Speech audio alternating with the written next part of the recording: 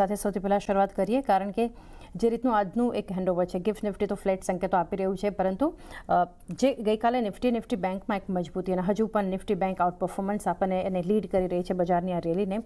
કઈ રીતે આપ વ્યૂ રાખી રહ્યા છો? બ્રેન્ટના લેવલ્સ ઘણા ફેવરમાં છે, એફઆઈએસ થોડા હવે પોઝિટિવ થયા છે. ઇન્ડેક્સ સ્પેસિફિક વિરાટ સ્ટ્રેટેજી જાણીએ, લેવલ્સ જાણીએ. Very good morning ચાંદનીજી. તો પ્રીવિયસ ટ્રેડિંગ સેશનમાં આપણે એક સારી એવી મુવમેન્ટ બનતી જોવા મળી, જ્યાં 24,000ના લેવલ સરપાસ થતા જોવા મળ્યા છે. ક્યાંક ને ક્યાંક 24,000ના લેવલ્સ પાસે એક સારો એવો સપોર્ટ પણ આપણને બનતો જોવા મળ્યો છે, તો જે ઇન્ડિકેટ કરી રહ્યું છે કે આવતા દિવસો માટે 24,000નો લેવલ ખૂબ જ ઇમ્પોર્ટન્ટ લેવલની જેમ કામ કરતો જોવા મળી શકે છે. પ્રીવિયસલી આપણે જોયું હતું 24,000 પાસે એક ઇમ્પોર્ટન્ટ હર્ડલ બનતો જોવા મળ્યું હતું. અત્યારે એ હર્ડલ સરપાસ થઈને એની ઉપર આપણને સસ્ટેન થતો જોવા મળી રહ્યું છે. તો જો અહીંયાથી 24,000ના લેવલ્સ ઇન્ટેક્ટેડ રહેતા જોવા મળે છે, તો ઉપરમાં 24,200 થી લઈને 24,500 સુધીના લેવલ્સ આપણને ઓપન થતા જોવા મળી શકે છે. જ્યાં નીચેની સાઈડ પર 24,000 એક ઇમિડિયેટ લેવલ અને 24,000 ની નીચે જો જાય છે, તો 23,800 જ્યાં 50 ડે એક્સપોનેન્શિયલ મૂવિંગ એવરેજ પણ પ્લેસ છે, એ આપણને સારા સપોર્ટની જેમ સર્વ થતો જોવા મળી શકે. તો ક્યાંક ને ક્યાંક એવું લાગી રહ્યું છે કે ડાઉનસાઇડ આપણને કેપ કરતી જોવા મળી રહી છે, જ્યાં 23,800 એક ક્રુશિયલ સપોર્ટની જેમ કામ કરતો જોવા મળી શકે છે. ઉપરની સાઈડ પર 24,200 24,500 સુધીના લેવલ્સ આપણને નિફ્ટીમાં બનતા જોવા મળી શકે છે. તો એક પોઝિટિવ આઉટલુક જ્યાં સુધી 24,000ની ઉપર સેશન કરે છે, ત્યાં સુધી નિફ્ટી માટે તમે કામકાજ કરી શકો છો. એક વ્યૂ ઓવરઓલ એક માર્કેટ માટે એક ધ્યાનમાં રાખીને સુનિલજી, ઓવરઓલ બજારના ફંડામેન્ટલ્સ સમજીએ, કારણ કે જ્યારથી આપણે જોઈ રહ્યા છીએ યુએસ ઇરાન યુદ્ધ, ઇનફેક્ટ આજની જે અપડેટ આપણે જોઈ રહ્યા છીએ સુનિલજી, 19 તારીખની આપણે રાહ જોઈ રહ્યા હતા, પરંતુ જે હવે ફાઇનલ સમજૂતી પર એક હસ્તાક્ષર કરતા આપણે જોઈ રહ્યા છીએ, તો આ મોરચે તો ઘણી એક રાહતના એક સમાચાર આવતા જોઈ રહ્યા છે. ઈરાન હવે પરમાણુ હથિયાર નહીં બનાવે, હોર્મુઝ કમ્પ્લીટલી હવે એક ઓપન થતું દેખાશે. અને એની સાથે સાથે ગ્લોબલ ફ્રન્ટ પર સુનિલજી જે ઇવેન્ટ ગઈકાલે ફોકસમાં હતી, એ ફેડરલ ચેરમેન કેવિન વોશ, જેમની ફર્સ્ટ પોલિસી હતી, જો કે હોકિશ રહી છે, દરોમાં બદલાવ નથી થયો. હવે આ બધા વચ્ચે ડોમેસ્ટિક ફ્રન્ટ પર પણ જે જોઈએ છે આપણી ફેવરમાં એફઆઈએસ છે, બ્રેન્ટના લેવલ્સ બિલો 79 જોઈ રહ્યા છે, રૂપિયો, ઘણા બધા ફેક્ટર્સ છે. કઈ રીતે હાલ માર્કેટને સમજવું જોઈએ? ગુડ મોર્નિંગ ચાંદની. ઇન્ડિયન માર્કેટ નસીબ થોડા નબળા છે અત્યારે. એમ એક વાદળ હટે છે તે બીજું વાદળ આવીને ઊભું રહે છે, અને એક હતું વોરનું વાદળ હતું, એ સાઈડ પર આવ્યું, તો હવે આપણે મોન્સૂનના વાદળના ઉપર ચિંતાનો વિષય થઈ રહ્યો છે. સો થિંગ્સ આર લિટલ, તો યસ, આપણે જોયું છે 30% ક્રૂડ ઓઇલમાં ઘટાડો થઈ ગયો છે, ડિસ્પાઇટ કોઈ ડિટેલ હતી નહીં કે શું ઈરાન અને યુએસ વચ્ચે ડીલ થઈ હતી. તો one thing which was very clear cut indication આપી રહ્યું હતું, આ બધા વચ્ચે crude was the one data point indicate આપી રહ્યું હતું કે વોર કઈ તરફ જઈ રહ્યું છે. જે રીતે ક્રૂડ ઓઇલના પ્રાઇસ ઘટતા ગયા, it was making some sense. એવું લાગતું હતું કે હવે આ વોર બહુ લાંબુ ન ચાલે, અને એક્ઝેક્ટલી એવી રીતે થયું છે. તો ઓફકોર્સ કાલે સાઇન થશે between Iran and US. 300 billion fund જે વાત કરી છે, ખબર નથી કેવી રીતે આવશે, કોણ આપશે, કોણ ફંડ કરશે. આઈ થિંક દેટ્સ હજી એક ક્લેરિટી લેવાની જરૂર છે. બટ આપણે ડોમેસ્ટિક ફ્રન્ટ પર આવીએ તો I think monsoon continues two remain A challenge. અહીંયા સાઉથ બોમ્બેમાં જ્યાં તમારો સ્ટુડિયો છે અને જ્યાં હું રહી છું, વરસાદનું ટીપું નથી આવ્યું સુધી. તમે IMDના ડેટા જોશો તો 61% of the subdivisions are either deficit or extreme deficit monsoon fall થઈ રહ્યું છે.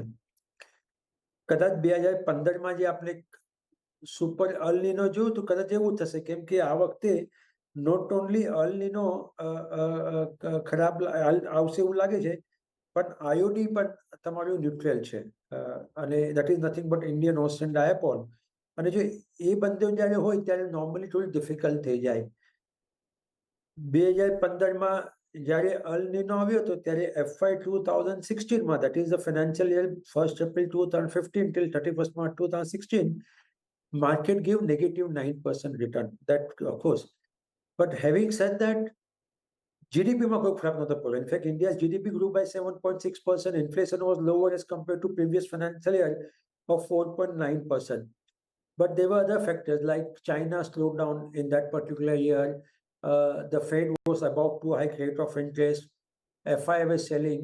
So there are certain factors are જે 2015માં હતા એ 2026માં પણ છે. તો ઇટ બીકમ લિટલ ડિફિકલ્ટ. તો અત્યારે તમે જોયું હશો તો નેસ્લે હોય કે PNG ઇન્ડિયા હોય, 2015માં પણ અર્બન કન્ઝમ્પશન સ્લો ડાઉન થયું હતું, અને 2026માં જ્યારે આ લોકો કોમેન્ટ્રી આપે છે તે પણ એ લોકો કહે છે કે અર્બન કન્ઝમ્પશન સ્લો ડાઉન છે. તો આ બધા વચ્ચે અત્યારે થોડું ફોકસ એ જોવું છે કે ભાઈ વોરના વાદળ હાઈ અટ્યા છે, પણ મોન્સૂનના વાદળ હજી પણ ખાસા ઘેરાયા નથી અને એ થોડો ચિંતાનો વિષય બની શકે. તો પ્રશ્ન એ થાય કે કેવી રીતે કરવું જોઈએ હવે એકચ્યુઅલી. ફોર્ચ્યુનેટલી 2015માં એફઆઈ 2014માં બહુ પોઝિટિવ હતું બીકોઝ મોદી સાહેબ એઝ એ પ્રાઇમ મિનિસ્ટર આવ્યા હતા. there was a flow to the Indian equity market and 2015માં પછી થોડું પ્રોફિટ બુકિંગ કહો કે વેચવાલી આવી ગઈ હતી બેઝિકલી. ફોર્ચ્યુનેટલી આ વખતે FI has already sold substantially in last 2 years. So that factor has been this one. ગઈકાલે ફેડની જે મીટિંગ થઈ 25 બિપ્સ આવી શકે આગળ જતા, which looks very very possible. અને અમારું તો મંતવ્ય જાન્યુઆરી 2026થી જ હતું કે આરબીઆઈ અને ફેડ બંને કરવું જોઈએ, રેટ હાઇક થશે એવું અમારું માનવું હતું. અમારું તો એવું પણ માનવું હતું કે જૂનમાં જે આરબીઆઈની મોનેટરી પોલિસી હતી એમાં આરબીઆઈ રાઇટ હાઇક કરવાની જરૂર હતી. હવે નથી કર્યા એ વસ્તુ અલગ છે, પણ એ કરવાની જરૂર છે. So there are positives and there are negatives. And હવે જ્યારે બંને પોઝિટિવ નેગેટિવને કમ્બાઈન કરે there are something which still makes me bullish on the market and I'll tell you why. મને લાગે છે કે જૂન 2026ના અર્નિંગ્સ ગ્રોથ બહુ સારો નહીં આવે, બટ FY 2027નો નિફ્ટી 50નો earnings growth could be in the region of 17 to 18%. So that's one positive. Number two, somewhere AI story is going to take a backseat. SpaceX જે પબ્લિક ઇસ્યુ આવ્યો, commanding price to sales of almost 90 times, unheard. એના ઘણા business model still not proven. એના these are more concept.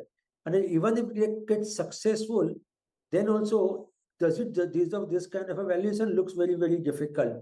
તો somewhere this અમારું એવું માનવું છે કે જે AI સ્ટોરી છે આઈ થિંક એના વળતા પાણી આવશે. જ્યારે એના વળતા પાણી આવશે, India will get benefit of that because India is not getting the due share of, because most of the funds across the world are underweight in India. Even if you become an equal weight, I think they need to pump in money. And this will only happen when this AI story and semiconductor story takes a backseat, which we strongly believe will happen, and India will get the fund flow. So growth in earnings coming back, liquidity coming back. India has signed some trade deal, especially European Union, that will start kicking in by last quarter of FY 2020, calendar year 2026. So market will also start discounting the right. So yes, there are negative factors, but positive factors outweigh them. અને even eventually એવું લાગી રહ્યું છે કે તમારા સારા એવા પૈસા બનશે. પણ remember, monsoon is a challenge four Indian equity market. Overall એક વ્યૂ માર્કેટ માટે, પરંતુ અત્યારે જે એક રિસ્ક, એક કન્સર્ન જે ભારતીય બજાર માટે છે, ઇકોનોમી માટે છે, એ ડિલેડ મોન્સૂનને લઈને આવતું જોઈ રહ્યા છે.